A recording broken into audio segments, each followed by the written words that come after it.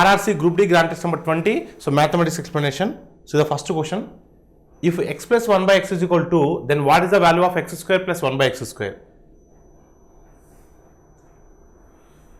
So here if you go for squaring on both sides. Squaring on both sides చేయండమ్మా.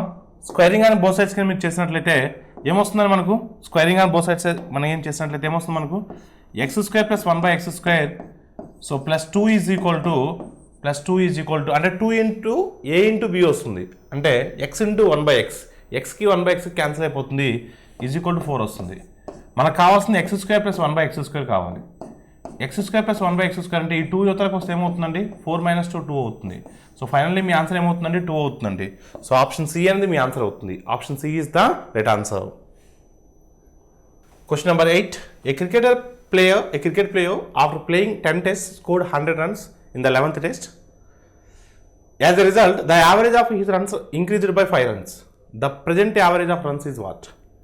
10 టెస్ట్లో ఆడిన cricket ఆటగాడు 11వ టెస్ట్లో 100 పరుగులు చేశాడు. ఫలితంగా అతని పరుగుల సగటు 5 పెరిగింది. ప్రస్తుతం అతని పరుగుల సగటు ఎంత? సో 11వ మ్యాచ్ ఆడకముందు 10 మ్యాచ్లు ఆడాడండి. జాగ్రత్తగా వినండమ్మా. 11వ మ్యాచ్ ఆడకముందు 10 మ్యాచ్లు ఆడాడు. 10 మ్యాచ్ల సగటు నాకు తెలియదండి. 10 మ్యాచ్ల యొక్క యావరేజ్ నాకు తెలియదు, ఏ అనుకుంటున్నాను. 10 మ్యాచ్ల యొక్క యావరేజ్ తెలియదు నాకు, ఏ అనుకుంటున్నాను. సో 11వ మ్యాచ్లో ఎక్కువ పరుగులు చేయడం వల్ల అతని సగటు 5 పెరిగిందండి. అతని సగటు ఎంత పెరిగిందండి? 5 పెరిగింది. అంటే ఏ కాస్త ఏమవుతుందమ్మా a + 5 అవుతుంది.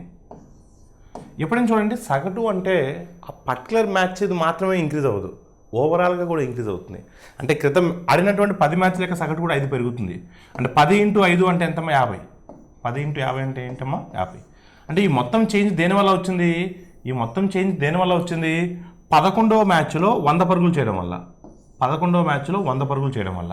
అంటే a + 5 + 50 is equal to 100. +50 is equal to what? 100. ఇప్పుడు మనకు కావాల్సిన ప్రస్తుతం సగటు అంటే ప్రజెంట్ యావరేజ్ అంటే ఏంటి? 11వ మ్యాచ్ ఆడిన తర్వాత తన సగటు. 11వ మ్యాచ్ ఆడిన తర్వాత తన సగటు ఎంత? a + 5. అంటే ఇప్పుడు మనం ఏ కాదు కనుక్కోవాల్సింది, a + 5 కనుక్కోవాలి. మళ్ళీ ఏ కనుక్కొని మళ్ళీ +5 యాడ్ చేయడం దేనికి? a + 5 కావాలి. అంటే 50 యువతలకు వస్తే సో a + 5 ఈజ్ ఈక్వల్ ప్రజెంట్ సగటు అంటే a + 5 is equal to what అమ్మా? 50. So your answer is what? 50. Option C is the right answer.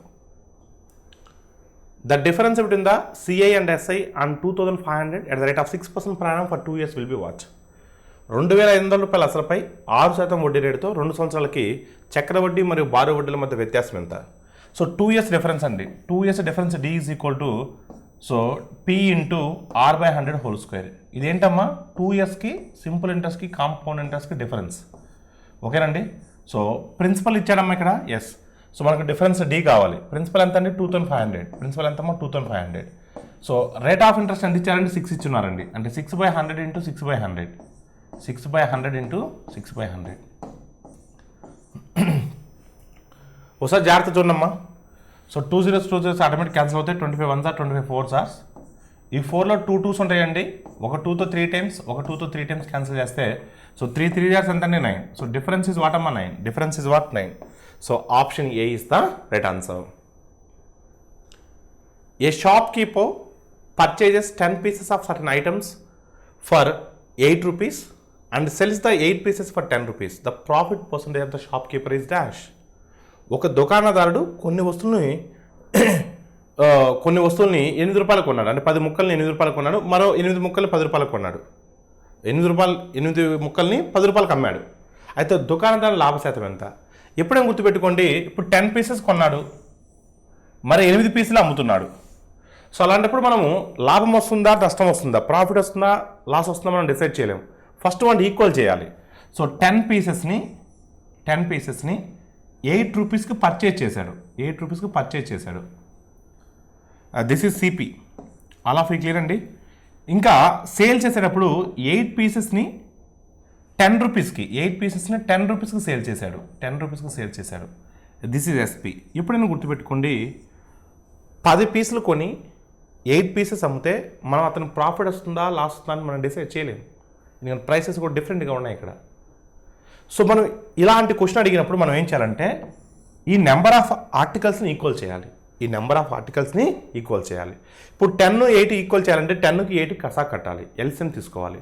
10కి 8కి ఎల్సిఎం ఎంత 40, 10కి 8కి ఎల్సిఎం ఎంత 40. ఇప్పుడు 40 పీసెస్ నేను కొంటున్నాను, 40 పీసెస్ కొంటున్నాను. ఇప్పుడు చూడండి, జాగ్రత్త చూడమ్మా, 10 పీసెస్ 8 రూపీస్ అవుతే 10 పీసెస్ 8 రూపీస్ అవుతాయి, ఎవ్రీ 10 పీసెస్ 8 రూపీస్. అలాంటప్పుడు 40 పీసెస్ ఎంత అవుతాయండి? సో 4 జస్ట్ ఇంటూ 4 చేయండి, ఇంటూ 4 చేస్తే 32 రూపీస్ అవుతాయి. ఓకేనమ్మా, క్లియర్గా చెప్తున్నాను. 10 పీసెస్ 8 రూపీస్ అవుతే 40 పీసెస్ అనేవి 32 రూపీస్ అవుతాయి. అలా క్లియర్ అండి. అది నెక్స్ట్, ఇప్పుడు మరి 40 పీసెస్ పర్చేజ్ చేశా, మరి ఆ 40 పీసెస్ని అమ్ముకోవాలి కదా, అప్పుడే కదా నాకు ప్రాఫిట్ వస్తుందో లాస్ వస్తుందో తెలిసేది. సో 8 పీసెస్ 10 రూపీస్ అండి, 8 పీసెస్ 10 రూపీస్ అమ్మ. ఇప్పుడు నాకు 40 పీసెస్ కావాలి.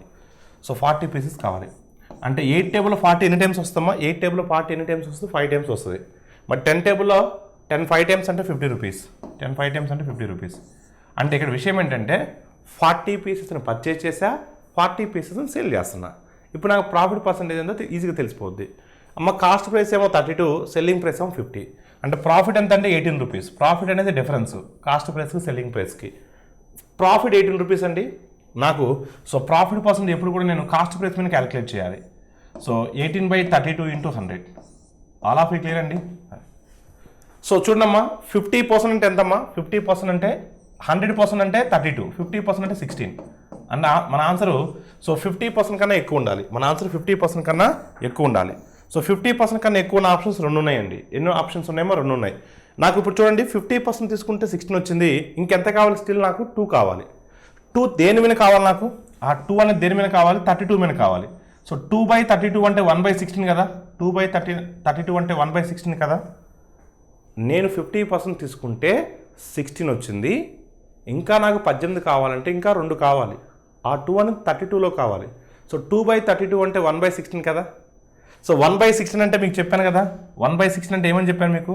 సో 1/16 అంటే 6.25 అని చెప్పాను కదా, 6.25% అని చెప్పాను కదా. అలా క్లియర్ అండి. అదే అంటే ఇప్పుడు ఏమవుతుందమ్మా? సో 56.25 వస్తుంది. 50% అంటే 16, సో 1/16 అంటే 6.25, టుగెదర్ ఇస్ వాట్ 56.25. లేదు మీరు 2 టేబుల్లో 3 టేబుల్లో క్యాన్సిల్ చేసుకుంటారంటే సర్కట్ చేసుకోవచ్చు. అలా క్లియర్ అండి. అదే so finally your answer is what 56.25.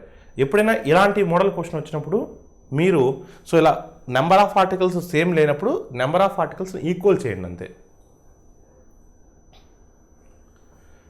2 numbers are respectively 20%, 50% more than third number. These 2 numbers are in the ratio what?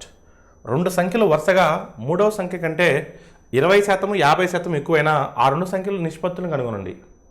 ఇక్కడ విషయం ఏంటంటే మొదటి 2 సంఖ్యలు మూడవ సంఖ్య మీద ఆధారపడ్డాయి. So the first 2 numbers is depends upon third number. Here I don't know third number. Third number తెలిస్తేనే ఫస్ట్ 2 numbers తెలుస్తాయి. మూడవ సంఖ్య తెలియకుండా మొదటి 2 సంఖ్యను మనం ఫైండ్ అవుట్ చేయలేము. మరి మూడవ సంఖ్యని మనం 100 అని అజంప్షన్ చేసుకుందాం. మూడవ సంఖ్యని మనం 100 అని అజంప్షన్ చేసుకుందాం. సో మూడవ సంఖ్యను 100 అని అజంప్షన్ చేసుకుంటే అప్పుడు మొదటి 2 సంఖ్యలు ఎంత అవుతాయండి? మొదటి సంఖ్య ఏమో 20% ఎక్కువ, మొదటి సంఖ్య ఏమో 20% ఎక్కువ. 20% ఎక్కువ అంటే మనం దీన్ని 120 రాయొచ్చు కదా, ఎవరు మాట్లాడలేదండి. సో 120 రాయొచ్చు కదా. సో 20% ఎక్కువ అంటే 120 రాయొచ్చు కదా. రెండో సంఖ్య 50% ఎక్కువ అంటున్నాడు అంటే 150 రాయొచ్చు కదా. అదే ఇక్కడ 120 ఎందుకు రాసామంటే 20% ఎక్కువ అన్నాడు, 20% మోర్ అన్నాడు, ఇక్కడ 50% మోర్ అన్నాడు. అలా క్లియర్ అండి. అది ఇప్పుడు మనకు కావాల్సింది అంటే మొదటి 2 సంఖ్యలకి నిష్పత్తి కావాలి, మొదటి 2 సంఖ్యలకి నిష్పత్తి కావాలి. The ratio first 2 numbers.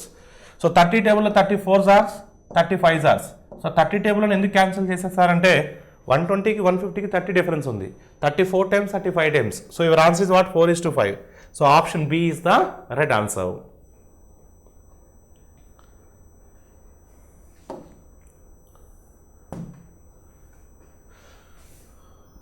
So find the value of X.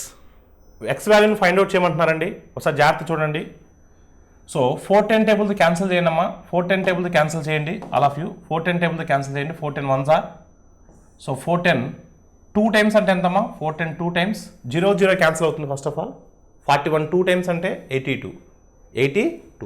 So 82 పోతే ఇంకెంత ఉంటుందండి? 164 ఉంటుంది అంటే 4 times. So root X is equal to 24 వస్తుందండి. Root X is equal to వాటమ్మా 24 వస్తుంది ఫైనల్గా. ఇరువైపులా వర్గం చేయగా squaring on both sides.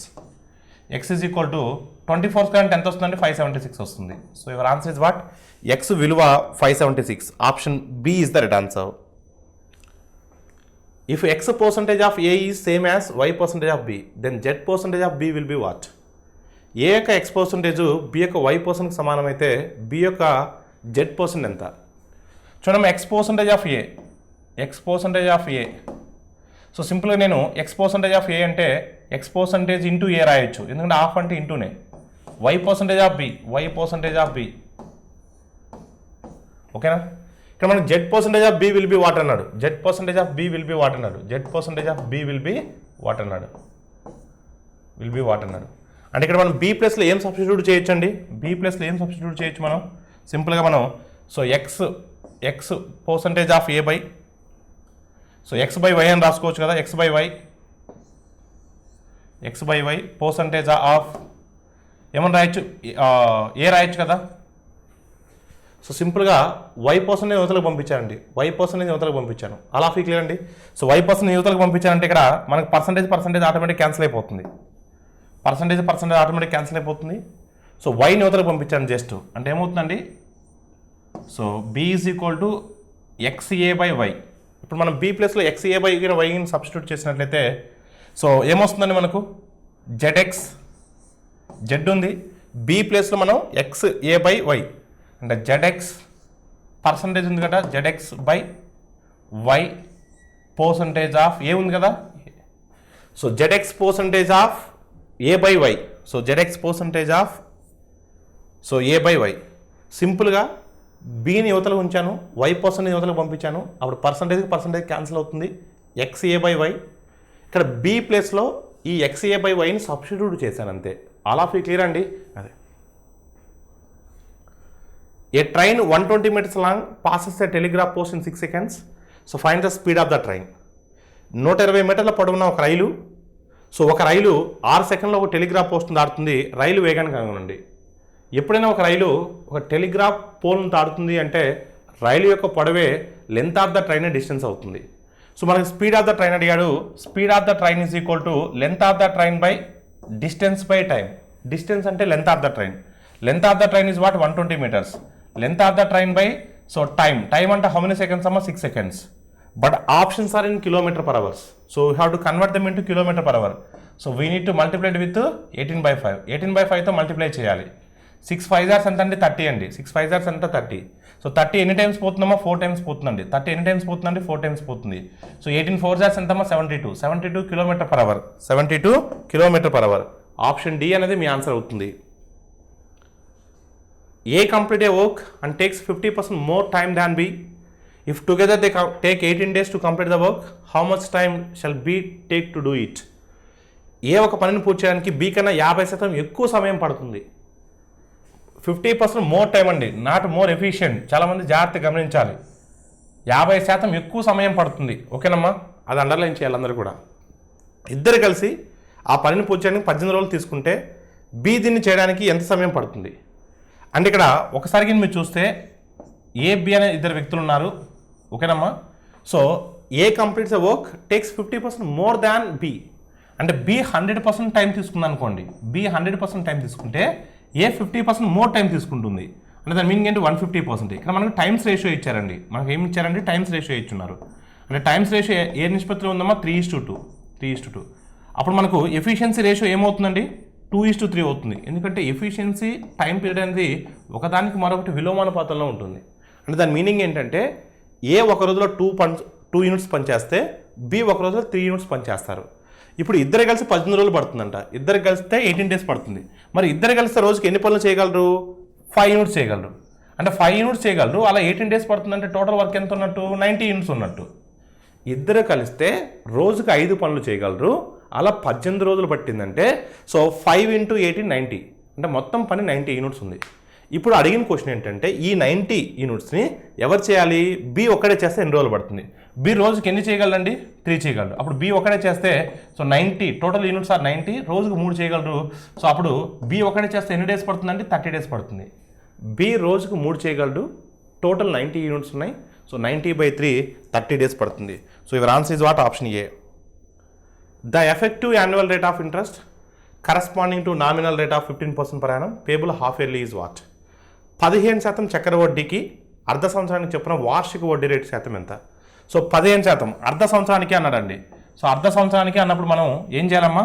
So rate of ఇంట్రెస్ట్ని సగం చేయాలండి. రేట్ ఆఫ్ ఇంట్రెస్ట్ ఏం చేయాలి? సగం చేయాలి. అంటే 15% మనం బై 2 చేసి తీసుకోవాలి. సో బై 2 చేసి తీసుకోవడం అంటే ఎంత వస్తుందండి? 7.5 వస్తుందండి. 7.5 వస్తుంది. ఒక్కసారి మీరు గమనిస్తే సమ్మును చేయాల్సిన అవసరం లేదండి. ఇప్పుడు మనకు మొదటి అర్ధ సంవత్సరానికి 7.5, రెండో అర్ధ సంవత్సరానికి కూడా 7.5 ఉంటుంది. కానీ రెండో అర్ధ సంవత్సరం క్యాలిక్యులేట్ చేసేటప్పుడు, సెకండ్ హాఫ్ ఇయర్ క్యాలిక్యులేట్ చేసేటప్పుడు ఇంట్రెస్ట్ మీద కూడా ఇంట్రెస్ట్ క్యాలిక్యులేట్ చేయాలి. అంటే మన ఆన్సర్ 7.5 మళ్ళీ కూడా ఇంట్రెస్ట్ అండ్ ఇంట్రెస్ట్ కూడా క్యాలిక్యులేట్ చేయాల్సి వస్తుంది. అంటే మన ఆన్సర్ 15 కన్నా ఎక్కువ ఉంటుంది, 15కి దగ్గరగా ఉంటుంది. సో 15 కన్నా ఎక్కువ ఉంటుంది, 15కి దగ్గరగా ఉంటుంది. 15 కన్నా ఎక్కువ ఉంటుంది, 15కి దగ్గరగా ఉంటుంది. సో 30 అయితే ఛాన్స్ లేదు, ఎందుకంటే మొదటి సంవత్సరం ఒక సంవత్సరమే 7.5 15 ఇంట్రెస్ట్ అండ్ ఇంట్రెస్ట్ అంటే మహా అయితే సో 7.5% ఆఫ్ 7.5% అంటే ఆల్మోస్ట్ మనకు 1 కూడా రాదు. అంటే మన ఆన్సర్ సో 15 కన్నా కొంచెం ఎక్కువ ఉండాలి. So your answer is what? Option D. మళ్ళీ చేయాల్సిన అవసరం లేదు, మీరు కావాలని చెప్తాను చూడండి. మొదటి సంవత్సరం వడ్డీ సో 7.5 అంతే కదమ్మా. మొదటి సంవత్సరం వడ్డీ ఎంత? 7.5. రెండో సంవత్సరం ఏమవుతుంది? మొదటి సంవత్సరం వడ్డీ ప్లస్ అంటే మొదటి హాఫ్ సంవత్సరం, ఇది మొదటి 6 నెలలకి, రెండో 6 నెలల కంటే మొదటి 6 నెలల వడ్డీ ప్లస్ వడ్డీ మీద వడ్డీ అంటే 7.5% ఆఫ్ 7.5. అసలు 7.5లో 10% అంటేనే 0.75, మళ్ళీ దాంట్లో 7.5% అంటే 7.5 15 అంటే మన ఆన్సర్ 15 కన్నా కొంచెం ఎక్కువ ఉండాలి సుమారుగా అన్నాడు. సో 15 కన్నా కొంచెం ఎక్కువ ఉన్న ఆప్షన్ ఏంటంటే ఆప్షన్ డి. మళ్ళీ దానికి సర్కస్ చేయాల్సిన అవసరం లేదు. నెక్స్ట్ అమ్మా, a shopkeeper bought 10 kg of detergent at the rate of 45 rupees per kg and 8 kg at the rate of 50 rupees per kg. He mixed the two varieties and sold at a profit of 32 rupees. So what price per kg did he sell the mixture? ఒక దుకాణదారుడు 10 కిలోల డిటర్జెంట్ను 45 కిలోలు so 10 కిలోల డిటర్జెంట్ను kilo 45 రూపాయల ప్రకారం, 8 కిలోల డిటర్జెంట్ను kilo 50 రూపాయల ప్రకారం రెండింటిని కలిపి మిశ్రమాన్ని 32 రూపాయల లాభంతో నమ్మినట్లయితే ఒక్కొక్క కిలో ఎంతకు విక్రయించాడు? చూద్దామమ్మా. ఫస్ట్ సో 10 kgs అన్నాడండి. 10 kgs ఒక్కొక్క కేజీ 45 రూపీస్ అంటే 10 kgs 45, ఒక్కొక్క కేజీ 45 రూపీస్ అంటే టోటల్ ఎంత అవుతుందండి? 450 రూపీస్ అవుతుంది. అనదర్ వెరైటీ అండి, అనదర్ వెరైటీ. సో 8 kgs అండి, ఒక్కొక్క కేజీ 8 kgs ఒక్కొక్క కేజీ 50 రూపీస్ అండి. ఒక్కొక్క కేజీ 50 రూపీస్, 8 × 50 400. ఇది కాస్ట్ ప్రైస్ అండి. మనకు 32 రూపాయల ప్రాఫిట్ కూడా వస్తుందండి, దాన్ని కూడా యాడ్ చేద్దాం. ఇది మొత్తం అతనికి వచ్చినటువంటి total price. So total price అమ్మితే వచ్చినటువంటి టోటల్ ప్రైస్ బై ఎన్ని కేజెస్ మొత్తం? ఇక్కడ ఒక 10 kgs, అక్కడ ఒక 8 kgs, మొత్తం 18 kgs అండి. So total selling amount by total number of kgs. అప్పుడు మనకు 1 kg సెల్లింగ్ ప్రైస్ వస్తుందండి. సో ఎంతమ్మా? 400 and 400 882 బై 18. సో 18 టేబుల్లో జనరల్గా 18 50 టైమ్స్ అంటే 900. సో 900కి ఎగ్జాక్ట్గా 18 తక్కువ ఉంది, అంటే 1 టైం తక్కువ ఉంటుంది, అంటే ఎగ్జాక్ట్గా 49 టైమ్స్ పోతుంది. 1850 టైమ్స్ 900కి ఒక 18 తక్కువ ఉంది, అందుకని ఒకటి తీసేసా. So 49. So your answer is what? 49. So option ఎంతమ్మా? Option C is the right answer. Option C is the right answer.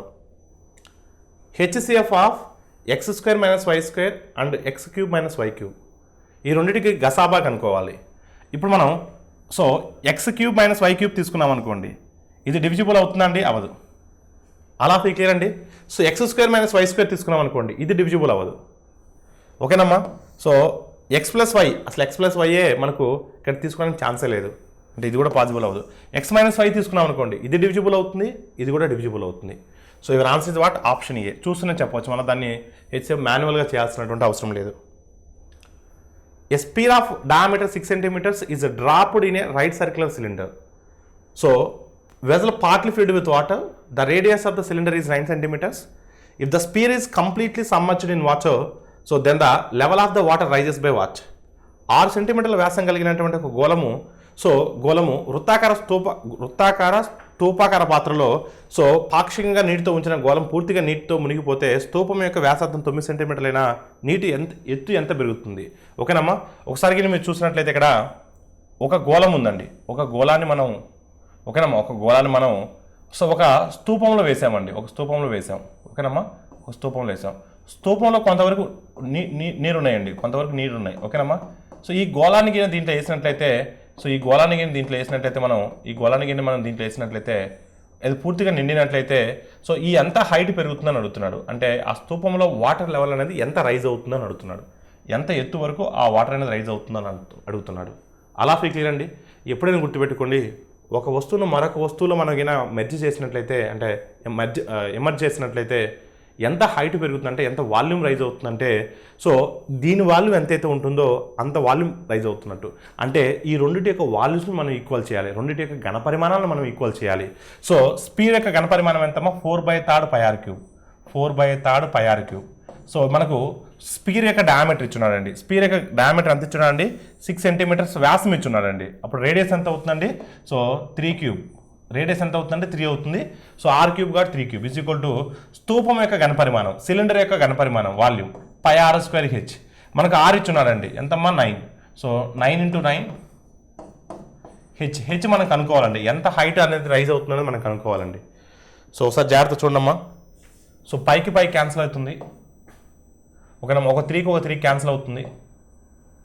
అప్పుడు 2 3లు ఉంటాయి, ఇక్కడ 2 3లు ఉంటాయి. సో 2 3లు అంటే 9 క్యాన్సిల్ అవుతుంది. So h is equal to what అమ్మా? 4/9. h is equal to what? 4/9.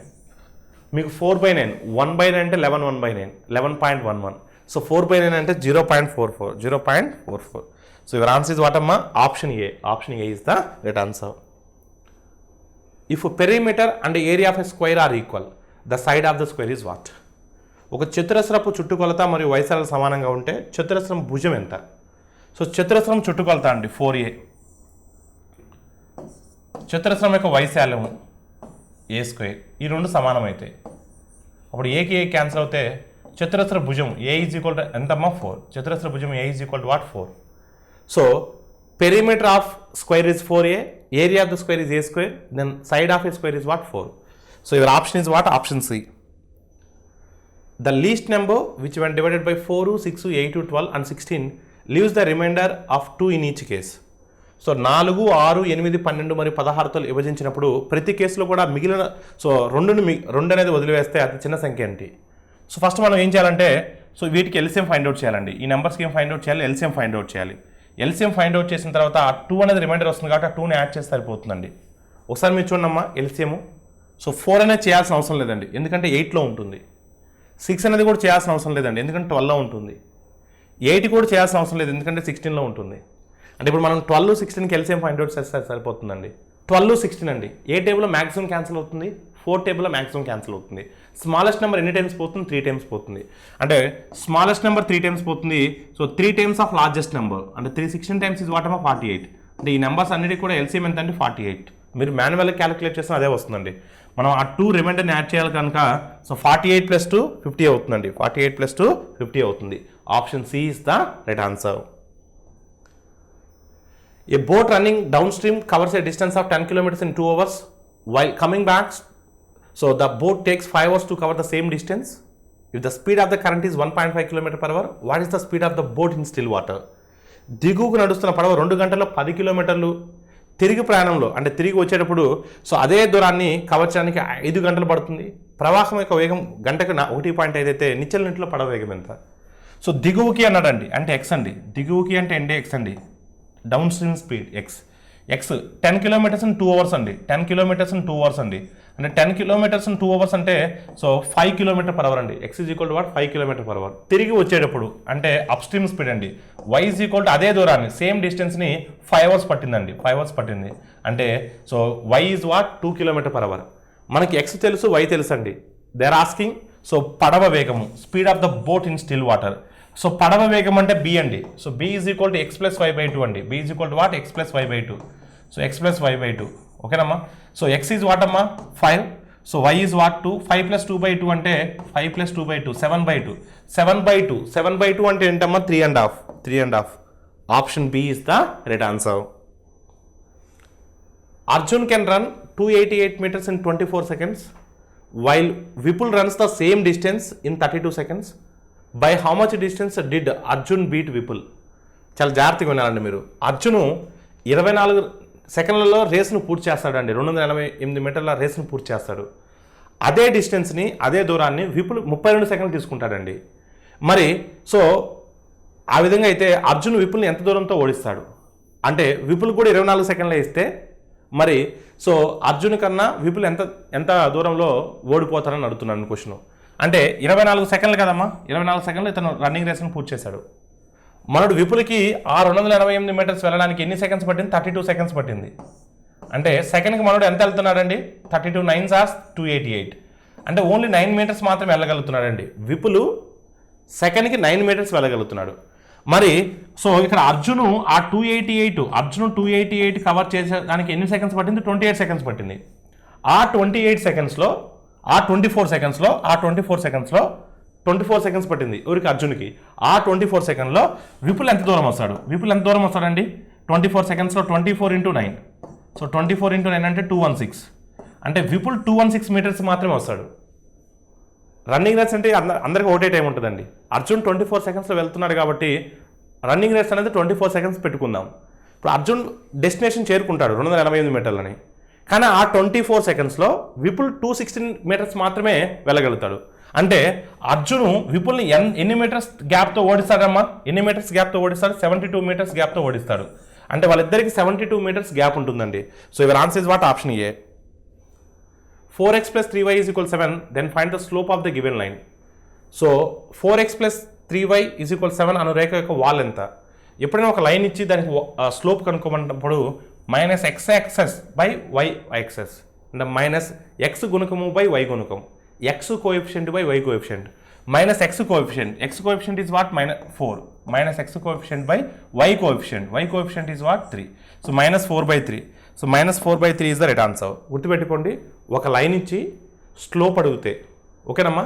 So -x coefficient / y coefficient. ఒక రేఖ ఇచ్చి దాని యొక్క వాల్ అడిగితే సో -x గుణకము / y గుణకం. అలా క్లియర్ అండి. అదే సో టీటా అనేది 0 to 90 మధ్యలో ఉంటుంది అంటున్నానండి. 2 sin² θ + 3 cos θ = 3. Then find the value of θ. Through substitution వెళ్దామమ్మా, త్రూ ఆప్షన్ సబ్స్టిట్యూషన్ వెళ్దాం. సో 30 తీసుకున్నాం అనుకోండి. సో 2 × sin 30, sin 30 అంటే 1/2, 1/2 హోల్ స్క్వేర్ అంటే 1/4, + 3 × cos θ, cos 30 √3/2. అసలు మనకి ఇక్కడ √3లో వచ్చే ఛాన్సే లేదు. అంటే మనకు సో ఈ ఆప్షన్ అనేది కరెక్ట్ కాదు. 60 తీసుకున్నాం అనుకోండి, sin 60 √3/2 హోల్ స్క్వేర్ ఉంటుంది కాబట్టి సో √3 అంటే 3 అవుతుంది. సో 2 అంటే 4 అవుతుంది, 2 స్క్వేర్ అంటే, + 3 × cos θ, cos θ అంటే ఏంటి? 1/2, cos 60 1/2. ఒకసారి మీరు చూడండి, 2 1s are 2 2s are 3/2 3/2 3/2 + 3/2 అంటే ఎంతమ్మా? 3నే కదా. 3/2 అంటే 1.5, 1.5 + 1.5 3 కదా, సాటిస్ఫై అవుతుంది. So your answer is what? Option B. Through option substitution వెళ్ళండి, ఈజీ అవుతుంది. θ substitution.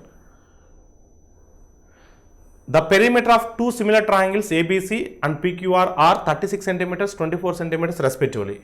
If PQ is equal to 10 cm, AB is equal to what? రెండు స్వరూప త్రిభుజాలు చుట్టుకొలతలు.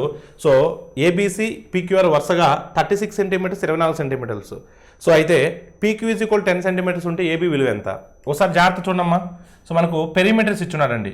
అంటే సింపుల్గా మనం ఏమని చెప్పొచ్చు అంటే AB/PQ is equal to sides ratio will be equivalent to sides ratio. ఓకేనమ్మా, sides ratio will be equivalent to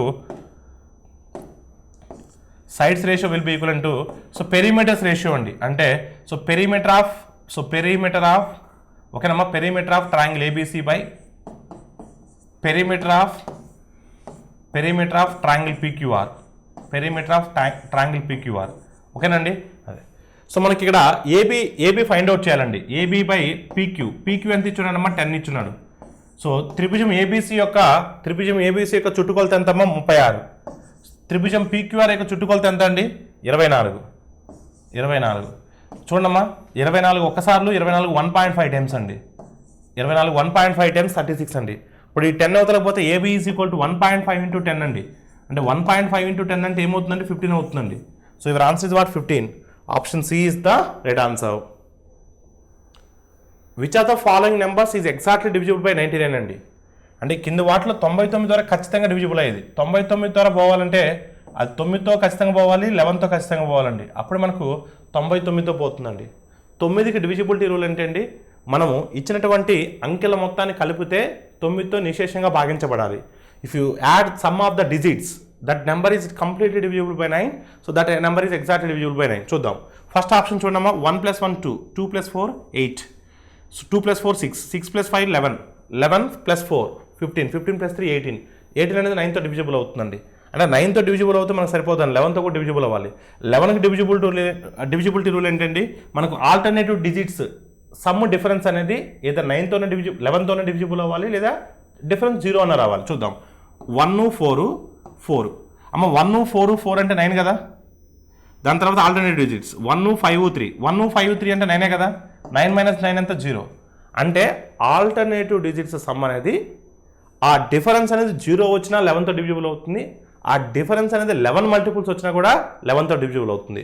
so రెండింటి కూడా సాటిస్ఫై అయినాయి కాబట్టి ఇంకా మిగతా ఆప్షన్ చెక్ చేయాల్సిన అవసరం లేదు. అంటే ఈ నెంబరు 114543 అనేది 9తో పోతుంది, 11తో డివిజిబుల్ అవుతుంది కాబట్టి ఇంకా మిగతా ఆప్షన్ చెక్ చేయాల్సిన అవసరం లేదు. 9తో పోతుంది, 11తో పోతుంది అంటే అది ఖచ్చితంగా 99తో పోతుంది. అలా క్లియర్ అండి. P and Q enter into a partnership. P invests some money at beginning. Q invests double the money after 4 months. R invests thrice the amount after 8 months. So if the annual profit be 32,000, then R's share is what? P కొంత డబ్బుతో ప్రారంభించిన 4 నెలల తర్వాత so Q Pకి రెట్టింపు మొత్తాన్ని పెట్టుబడితో మరియు R 8 నెలల తర్వాత Pకి 3 రెట్లు పెట్టుబడితో చేరుతారు. వార్షిక లాభం మొత్తం 32,000 అయితే R వాటా ఎంత? సో ఒకసారి మీ జాగ్రత్త చూడమ్మా. సో ముగ్గురు ఉన్నారండి ఇక్కడ. P, so QR. So P అనేవాడు X రూపీస్తో ఇన్వెస్ట్ చేశాడండి. 12 నెలల పాటు, అంటే స్టార్టింగ్లో వచ్చినాడు, ఎండింగ్ వరకు ఉన్నాడండి, సంవత్సరం పాటు.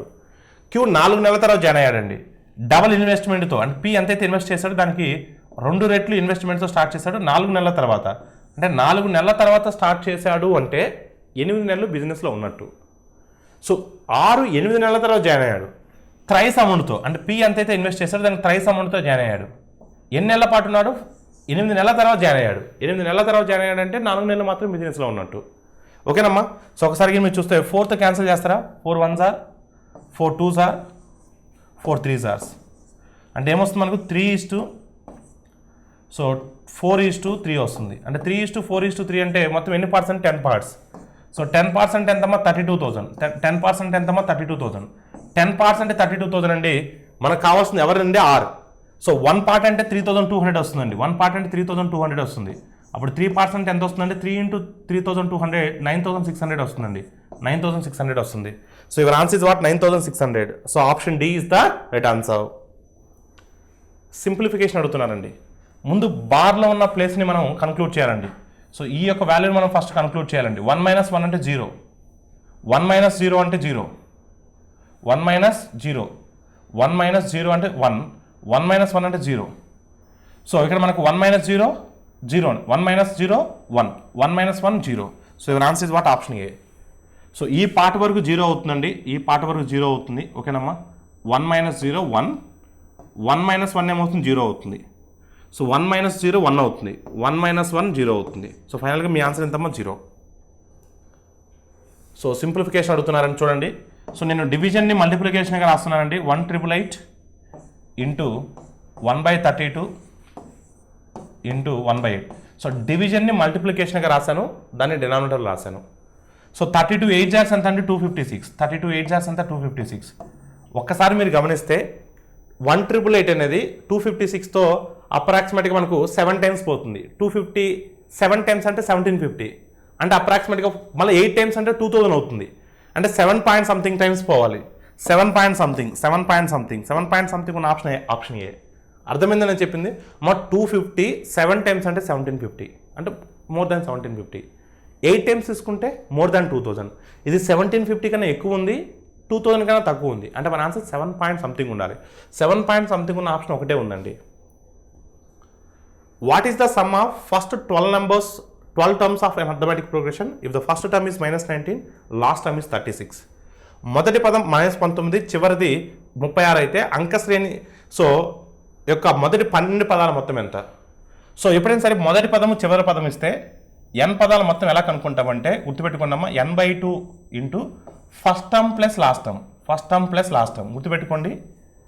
మొదటి పదం ఇచ్చి చివరి పదం ఇచ్చి అంక శ్రేణిలో పదాల మొత్తం కనుక్కోమంటే n/2 ఇంటూ మొదటి పదము plus last term. So first term plus last term N అంటే మొత్తం 12 పదాలు మొత్తం కావాలి మనకు. 12 పదాలు మొత్తం కావాలి. 12/2 12/2 ఇంటూ మొదటి పదం ఎంతమ్మా -19, చివరి టర్మ్ ఎంతమ్మా, లాస్ట్ టర్మ్ ఎంత, సో 36. సో 2 ఎన్ని టైమ్స్ అమ్మా, 6 టైమ్స్. 2 ఎన్ని టైమ్స్ అంటే 6 టైమ్స్. సో ఇక్కడ ఎంత వస్తుందండి మనకి 17 వస్తుందండి. 17 6 hours 102. 17 6 hours ఎంతమ్మా 102. So your answer is what 102. Option B is the right answer. This is all about RRC Group D Grand Test number 20 Mathematics explanation. Thank you all of you.